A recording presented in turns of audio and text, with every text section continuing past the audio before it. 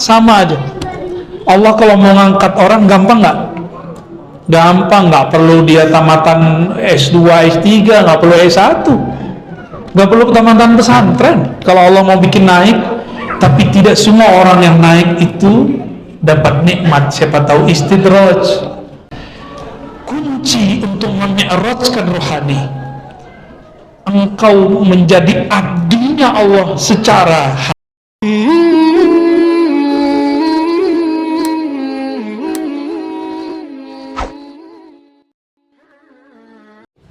Saya punya guru namanya Syekh Maulana Muhammad Nuruddin ya, Al-Khalidi. Itu orang ummi, gak bisa baca tulis. Waktu saya ketemu beliau umurnya sudah di akhir 70-an. Beliau wafat umurnya 84. Dan saya tidak pernah menyaksikan beliau bergerak kecuali membaca Bismillah. Gerak apa saja di Bismillah, mau berdiri Bismillah, mau minum Bismillah, mau kemana saja Bismillah. Di saat beliau masih tua, masih hidup, saat tua ya, umur saya waktu itu 12 tahun, saya baru bisa naik motor.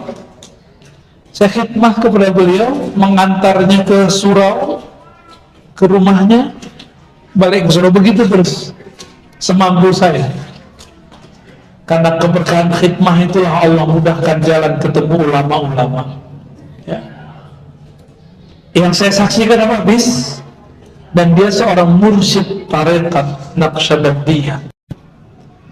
Berarti Bismillah yang ada di setiap surat itu kecuali At-Taubah itu pakaiannya sufi. Pakaiannya sufi. Jangan Bismillahnya pas mau malam pertama doang, Bismillahirrahmanirrahim. Pas malam berikut nggak pakai lagi. Ya, semuanya di Bismillahkan, nggak ada yang nggak di Bismillahkan. Maka beliau ini nggak ada di dalamnya sesuatu kecuali nama Allah Subhanahu wa Ta'ala. Alhamdulillahirabbil alamin. Oke, alhamdulillah itu ungkapan apa? Syukur. Syukur itu makom kedua dalam thariqat, dalam tasawuf. Makom pertama taubat, meluruskan niat, satu paket. Meluruskan niat, taubat, satu paket. Itu ada di Bismillah. Kita kalau niat, kita baca Bismillah nggak? Baca Bismillah. Lalu kita bersyukur dikasih hidayah oleh Allah dan kita mengatakan Alhamdulillah. Oke? Berarti ayat ini ayat tentang tasawuf enggak? Oh, dia bilang bukan, ini bukan tasawuf. Alhamdulillah itu artinya segala puji. Itu terjemahan. Maknanya tentang makom seorang sufi. Di semua makna terkumpullah makna itu dalam lafaz Bismillahirrahmanirrahim. Jadi di Quran itu, Bapak Ibu sahabat yang bukan Allah, Allah simpanlah rahasia-rahasia ada di Al-Fatihah. Inilah dasarnya kenapa kemudian Allah mewajibkan kita baca Al-Fatihah dalam sholat. Saya nggak mau debat lagi. Kalau ada imam gak usah baca, kalau jamaah cukup imam yang baca. Saya gak mau debat itu lagi. Di hadis Bukhari-nya sudah jelas, Abu Hurairah meriwayatkan bahwa boleh bahkan harus membaca Bismillah, Alhamdulillah, surat Al-Fatihah walaupun di belakang iman. Dan dipertegas oleh Imam Syafi'i berdasarkan hadis-hadis tadi. Kenapa? Karena surat Al-Fatihah itu bukan sekedar syarat rukun. Kalau kita bahas Fatihah, syarat dan rukun sholat, itu fikih. Tapi secara ilmu ihsan bukan. Al-Fatihah itu dialog hamba dengan Rabb-nya. Maka Fatihah tidak bisa diwakilkan kepada imam. Meskipun ahli fikih mengatakan jika imam baca maka ini dapat mencakup makmum. Lu gimana ceritanya? Kalau kita kirim Fatihah untuk orang ahli kubur kok ditolak? Satu Fatihah untuk semua ahli kubur, ditolak nggak? Ditolak. Kan kita jadi imamnya saat itu. Ya, giliran Fatihah imam, kok bisa mencakup semua makmum? Berarti ada asrar di situ. Nah, sedangkan Nabi SAW mengatakan, kamu dilarang membaca ayat apa saja, surat apa saja, illa bi fatihatil kitab, kecuali al-fatihah. Berarti Nabi membolehkan baca Fatihah di belakang imam. Tapi kalau Imam Syafi'i menerjemahkan bukan boleh, itu wajib. Ya. Nanti cobain deh ya. Imam baca, kita diam aja, siap-siap pikirannya melayang. Bener. Tadi yang melayang lebih dari 90%, termasuk saya. Kapan kembalinya? Ketika kita baca Bismillahirrahmanirrahim, baru balik lagi. Itu yang disebut tasawuf. Kira-kira gimana? Masih mau anti tasawuf? Kalau yang antum masuk tasawuf itu zikir geleng-geleng, itu bukan tasawuf, itu namanya thariqat menuju tasawuf. Zikir la ilaha illallah, kayak gitu ya. Itu kan cara aja. Ada yang zikirnya duduk, ada yang berdiri. Pada senang nonton bola nggak? Senang? Belum, bener? Serius? Nonton doang, belum main nih. Tak aja antar nih. Antum kalau main sama aneh, sama badan-badan antum terbang jadi bola aja ntar. Kalau kita main bola, kita yang main nih, bukan nonton. Ketika gol, girang nggak? Setelah gol apa yang terjadi? Kita mengeluarkan gaya masing-masing. Ada yang goyang-goyang, itu bid'ah nggak?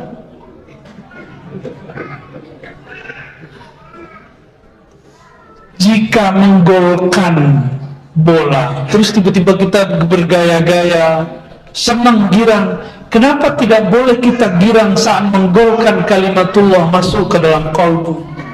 Gawangnya kolbu lebih berharga dari gawangnya futsal. Maka kita mengatakan la ilaha illallah, girangnya bukan main, badan ini bergetar, merinding. Apa salahnya? Makanya Maulana Jalaluddin Rumi saking girangnya dia berputar dia. Saking girangnya itu sah-sah aja. Ada yang itu kelihatan karakternya tar. Nih kalau saya ajak zikir bareng misalnya nih, siapa tahu nanti ada zikir akbar kita buat, ya nggak tahu kapan ya. Si Om Rikon udah datang soalnya, habis itu tantenya ya. Kita sabar-sabar dulu lah. Ya. Nanti kita buat zikir akbar. Saya talkinkan semuanya. Insya Allah.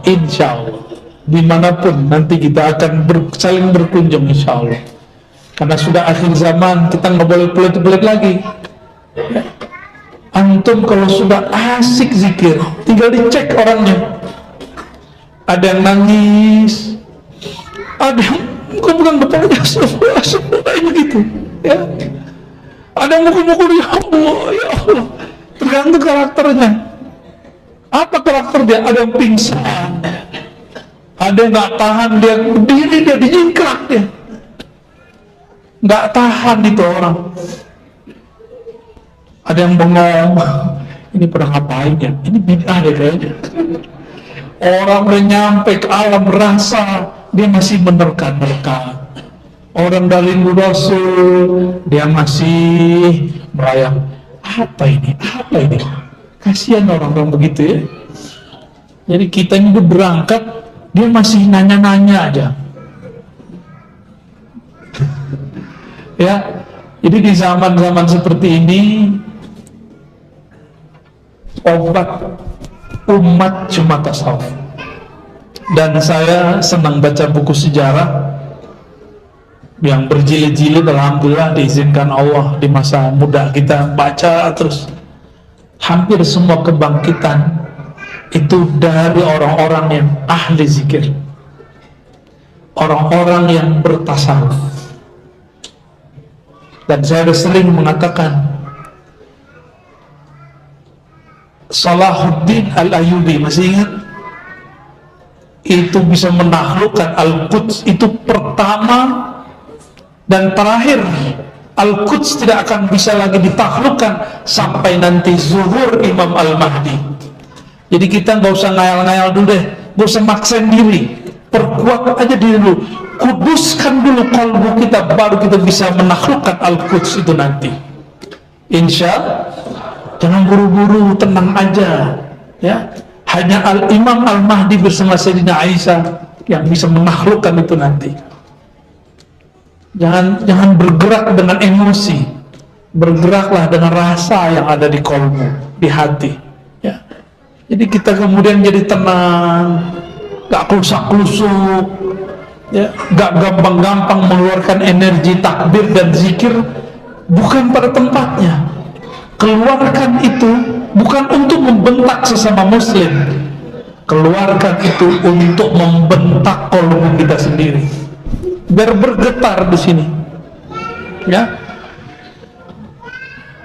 Alhamdulillahirabbil alamin, Ar-Rahmanir Rahim. Ar-Rahmanir Rahim, salah satu zikir yang cepat membuat orang wusul kepada Allah adalah Ar-Rahman Ar-Rahim. Ini juga yang ada di Bismillahirrahmanirrahim. Sudah pernah baca Ratibul Atas? Ratibul Atas Bismillahirrahmanirrahim diulang berapa kali? 11 kali. Bismillahirrahmanirrahim, Bismillahirrahmanirrahim. Itu baru contoh. Ada ulama yang setiap hari zikir Bismillahirrahmanirrahimnya 15.000, ada yang 12.000, ada yang 70.000, ada yang setiap nafasnya Bismillahirrahmanirrahim. Setiap nafasnya Bismillahirrahmanirrahim. Gimana tuh? Nggak sempat nikah deh tuh. Lagi bikin anak ya. Ini kok ente kalau nikah sih ente nggak kawin-kawin tuh cuma ya, jomblo seumur hidup. Enggak juga, justru tambah kenceng nanti keinginan menikahnya. Baik. Malik yaum. Apa yang muncul dari Malik Yaumiddin? Ketika orang baca Malik Yaumiddin, muncullah namanya khauf dan raja, rasa takut jika diadili oleh Allah, takut dihisap oleh Allah. Itu handphone yang antum punya, buka apa kemarin, hari ini, detik per detik dihisap semua. Berani gak hisap? Gak berani? Kasih sini aja handphonenya. Gak berani juga, takutnya bohong ya. Itu detik per detik dihisap di sana nanti. Handphone tuh nikmat gak? Nikmat bukan? Di akhir surat Alhaakumut Takatsur, semua nikmat pasti ditanya. Muncullah ada khauf, rasa khawatir, ya Allah kalau aku dihisap nasibku nanti gimana. Ini bab tasawuf bukan? Tasawuf nggak ada di fikih bab khauf, yang ada sholatul khauf. Sholatul khauf bukanlah babul khauf.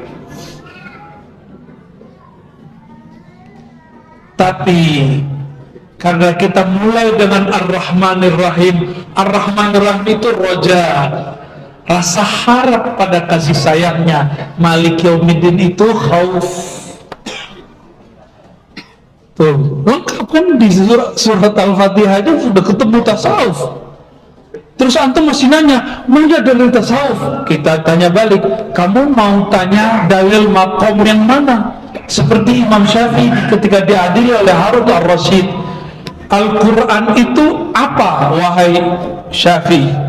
Kata Imam Syafi'i, wahai Tuan Amirul Mukminin, engkau mau Quran ilmu yang mana?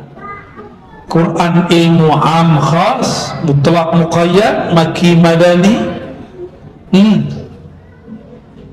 Bingung dia. Itu khalifah baru kali ini ketemu orang secerdas Imam Syafi'i. Maka meskipun di zaman itu Imam Syafi'i orang yang diadili, tapi yang terkenal sampai akhir zaman Imam Syafi'i, Harun ar-Rasyid gak dikenal kecuali oleh sejarah. Benar. Jadi orang-orang yang mengabdi untuk agama, Allah perkenalkan, Allah viralkan namanya dari dulu sampai sekarang. Dulu ada WA nggak? Ada YouTube nggak dulu? Kok bisa ya Imam Syafi'i terkenal, lebih terkenal dari Anda coba? Ya benar. Kita nanya ke orang Eropa, dia ngerti, padahal dia kafir. Yang di kampus. Kita nanya sama orang di India, ngerti. Kita nanya sama orang pelosok Syafi'i, ada teman dia namanya Syafi'i. Ya.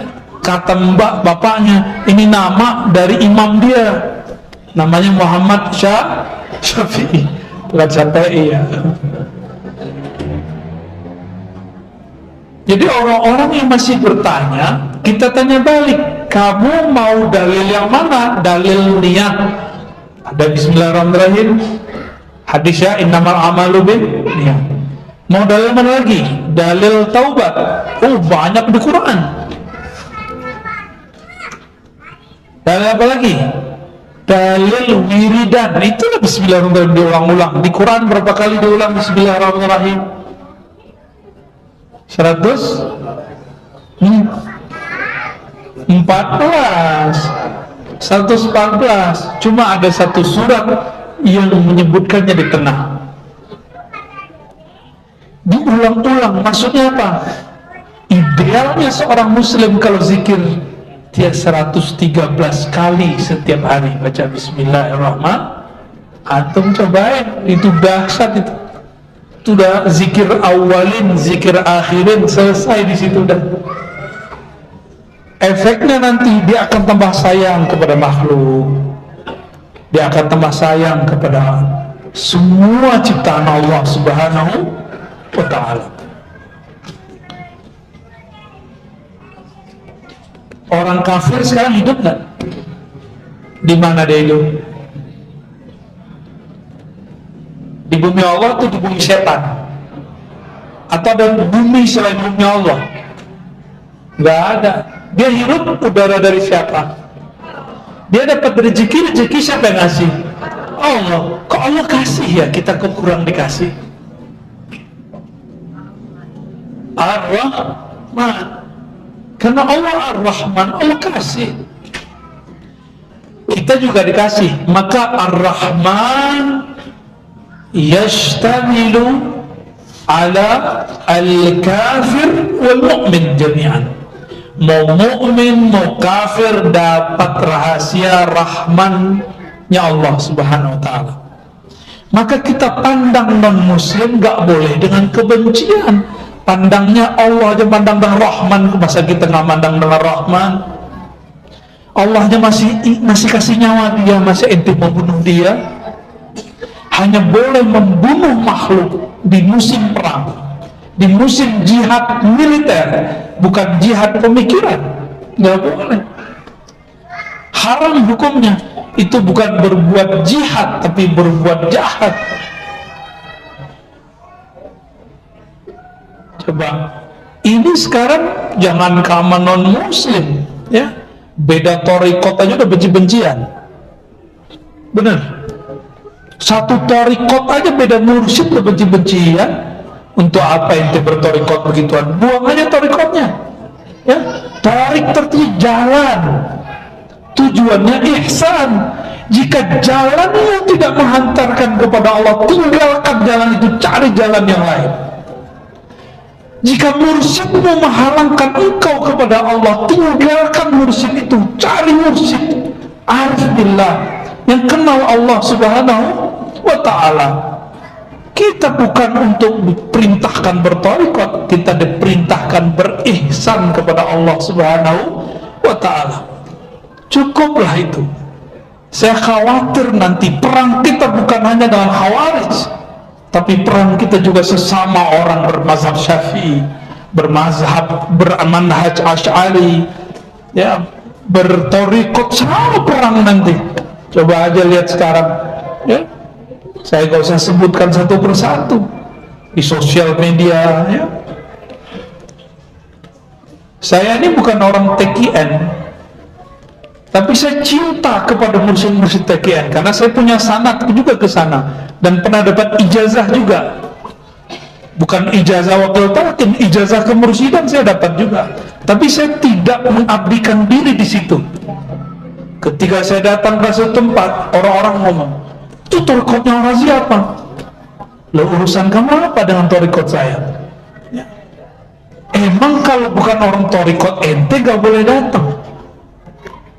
Nah, sejak kapan torikot itu memutus ukhuwah kita? Apa bedanya sama kelompok sebelah? Ya kan? Jadi tolonglah, ya, teman-teman di sini saya lihat banyak orang-orang yang sedang zikir, banyak orang yang muhibbin kepada ahli torikoh. Torikoh artinya jalan. Kalau jalannya rusak, kita cari jalan lain nggak? Cari jalan yang lain aja. Susah-susah amat, ya. Sopirnya nggak jelas, ya. Kita naik bis, sopirnya urak-urakan, apa namanya kalau ugal-ugalan, urak-urakan merambut, ya, ugal-ugalan. Kita bilang stop, saya mau ganti, boleh, nggak apa-apa. Yang kami pelajari dari guru-guru kami dari dulu, nggak ada orang bertorikot begini. Yang lucunya, Masya Allah, ada pemimpin zikir, pemimpin halaqah, cemburu, iri, dengki ketika ada guru baru datang. Tujuan ente apa ngajar zikir? Mau ngumpulin jamaah? Mau banyak pengikut? Bukan itu tujuan kita. Saya sudah berkali-kali katakan bahwa kalau benar nih torikot kita mu'tabarah, torikot mu'tabarah itu manhajnya Ghazaliyah, maka wajib sebenarnya setiap torikot mengajarkan ajaran Imam Ghazali. Kalau benar mu'tabarah, apa kata Imam Ghazali? Jika engkau seorang mu'allim, seorang mursyid, seorang ulama, sedang berdakwah, tiba-tiba di tengah jalan ada orang berdakwah, apa yang engkau ajarkan dia juga ajarkan. Jangan pernah iri, tapi sapalah dia, berterima kasihlah kepadanya. Terima kasih kawan, engkau telah meringankan bebanku. Bukan malah kemudian, lo berdatang baru lapor sama gua. Ya salam, lapong mak aing gitu ya. Baru dapat bahasanya barusan. Kursus. Ya salam. Ya, nggak ada begitu. Betul, adab kalau kita baru datang suatu tempat, mau buat halaqah, kita datang. Silaturahim namanya. Seandainya kita di posisi ahlul bait, kita penduduk asli pribumi, ada orang baru datang, dia nggak datang, gak masalah. Emang kita siapa harus dihargai? Ya, emang kita siapa di sisi Allah? Tahu belum makom ente di sisi Allah? Ya. Kalau belum tahu makomnya di sisi Allah, gak usah merasa siapa-siapa. Kalaupun kita punya posisi, adakah yang lebih tinggi dari posisi Rasulullah? Beliau masih menyebut dirinya Abdul. Karena Abdul itulah beliau bisa diisrokan. Subhanalladzi asra bi abdihi. Maka miftahul mi'raj an takuna abdan lillahi haqiqatan. Kunci untuk memi'rajkan rohani, engkau menjadi abdinya Allah secara hakiki, bukan lagi pemanis mulut. Kita bukan abdi rasa, kita nggak cari-cari rasa. Dikasih rasa zikir, alhamdulillah, nggak dikasih, alhamdulillah. Karena yang kita sembah bukan rasa nikmat zikir. Kita juga cari makom, nggak dapat makom nggak apa-apa, yang penting ama yang punya makom. Jadi nggak usah khawatir, ya. Jadi surah Al-Fatihah baru sampai di Maliki Yaumiddin sudah sampai di makom yang tinggi, khauf dan roja. Itu makom tinggi sekali. Makom itu sangat tinggi sekali, khauf dan. Maka orang beriman jika dia wiridkan Al-Fatihah dengan pemahaman yang benar, seorang murid, seorang salik yang membaca ini, la khaufun alaihim wa la hum yahzanun, tidak akan ada rasa khawatir untuk masa depan. Kenapa? Dia bersama sang pemilik masa depan, Allah Subhanahu wa ta'ala. Mudah bagi Allah, ya. Maka jangan cari viral, ya. Capek antum nanti. Jangan cari terkenal, jangan juga cari tersembunyi. Kita bukan hamba terkenal ataupun hamba tersembunyi. Kita bukan abdus syuhur wala abdus sutur. Kita Abdullah az-zahir wal batin. Kita hamba Allah yang zahir, hamba Allah yang batin. Sama aja. Sangat sama aja. Allah kalau mau ngangkat orang gampang nggak?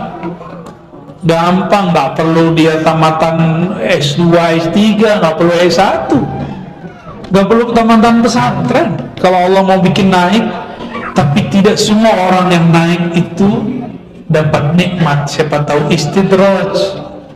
Siapa tahu istidraj. Saya berlindung kepada Allah untuk saya dan kita semua. Semoga jauh daripada istidraj. Na'udzubillah ya Rabbana min kulli istidrajin wa bala'in. Amin ya Rabbal alamin.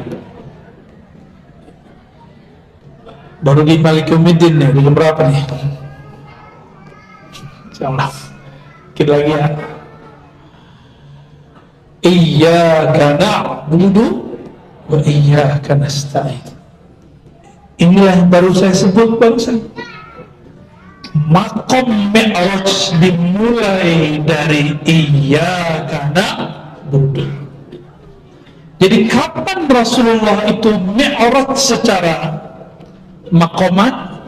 Ketika beliau sampai di ayat iyyaka na'budu wa iyyaka nasta'in. Na'budu subhanalladzi asra bi abdihi. Inilah munasabat ayatnya. Ya Allah, hanya kepada Engkau kami menghambakan diri. Hamba itu tiada lagi dia mengatakan dia berilmu. Kalau sudah hamba, tidak lagi disebut Naqsyabandi, Qadiri, Syatari, Idrisi, Syazili, Ba'lawi. La, tidak ada lagi itu. Hanya hamba. Jangan datang lagi kepada Allah bawa jalan. Jalan tinggalkan di jalan. Mobil tinggalkan di parkiran. Ketika kita sujud, sujud dengan Allah. Sujud dengan kehambaan itu.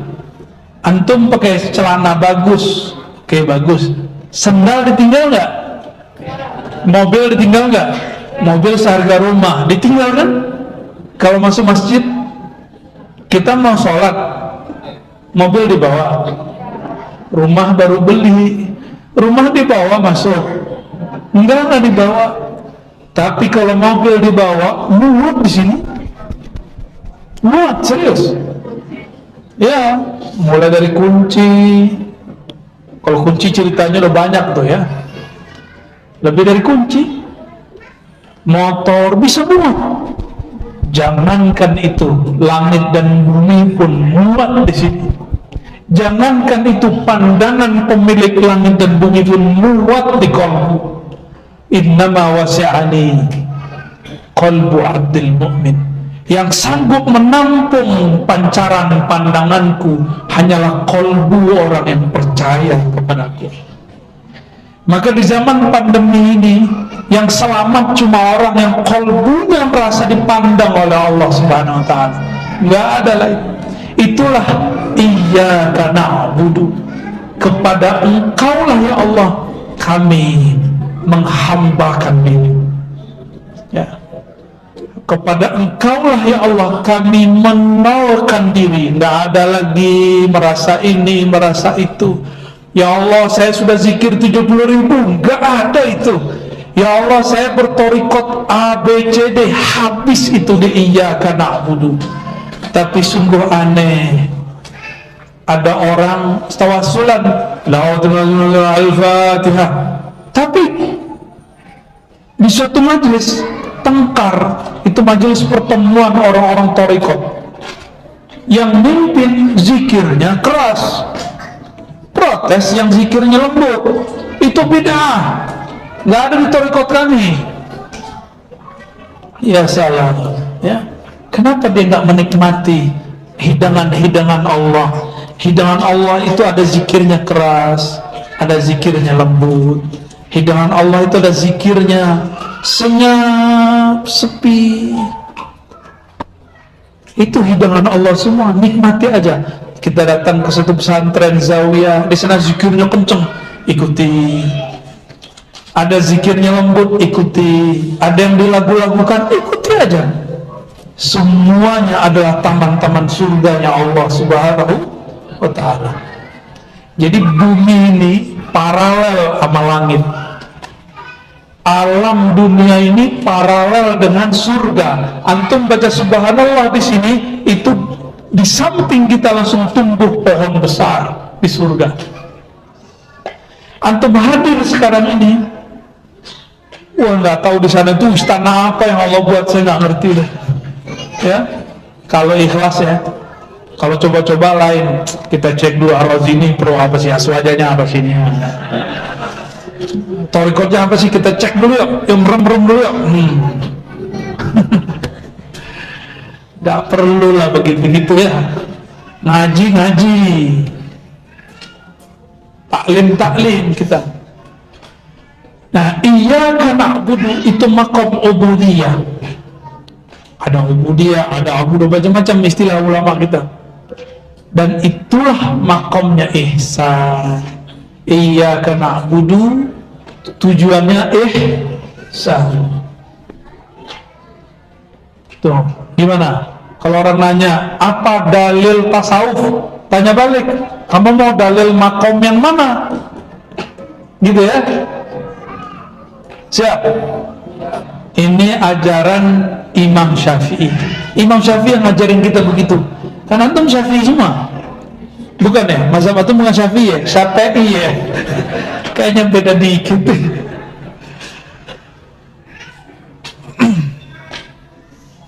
Habis ini saya masih ada khidmah ke Majelis Guru Al-Badar ya. Cuma tempatnya terbatas, mungkin antum ngikutin online aja ya. Di ujung iyyaka na'budu ada iyyaka nasta'in. Kalau ahli bahasa memahami, objek jika didahulukan maka bermakna keutamaan, fokus. Berarti hanya kepada engkau kami mengabdikan diri, menghambakan diri. Hanya kepada engkau kami nasta'in, memohon aun. Aun seperti aun, pertolongan. Saya boleh nggak bilang, Rama, bantu saya ambil tas, boleh nggak? Tolong jemput saya dong, boleh nggak? Itu minta tolong juga nggak? Minta tolong mana yang nggak boleh, kecuali hanya kepada Allah. Iyyaka na'budu wa iyyaka nasta'in. Nasta'in, menggantungkan harapan kepada selain Allah, itu nggak boleh. Hatta kepada mursyid, guru, ustadz nggak boleh. Saya yakin masing-masing antum ini punya masalah, pengen datang ke ustadz, kiai, ajengan, ingin menyelesaikan masalah. Tapi kebanyakan orang di sini lupa bahwa si ustadz, kiai, ajengan juga punya banyak masalah terhadap dirinya. Kalau ajengannya masih muda, yang datang muda, wah gawat. Awalnya mau menyelesaikan masalah orang, malah nambah masalah. Siang datang mengadukan masalah nafkah, suaminya nggak beres. Dia bilang, saya aja yang nafkahi. jadi nafkah baru. Jangan pernah datang ke ustadz, ke kiai ajenan, lalu menggantungkan harapan kepadanya. Ya, itu bagian dari syirik khafi. Syirik ya, khafi. Itulah oleh-oleh bahwa tasawuf itu sebenarnya sudah akrab di kehidupan kita. Silakan dikembangkan sendiri, ya. Aslinya tafsir surat Al-Fatihah itu 7 malam 7 hari nggak selesai, karena Bismillah aja, waduh nggak tahu berapa tahun baru habis tuh. Bismillah doang, serius ya. Itu baru versi saya. Ternyata saya ketemu guru yang lebih dahsyat lagi. Kalau jelasin Bismillah nggak ada habis-habisnya.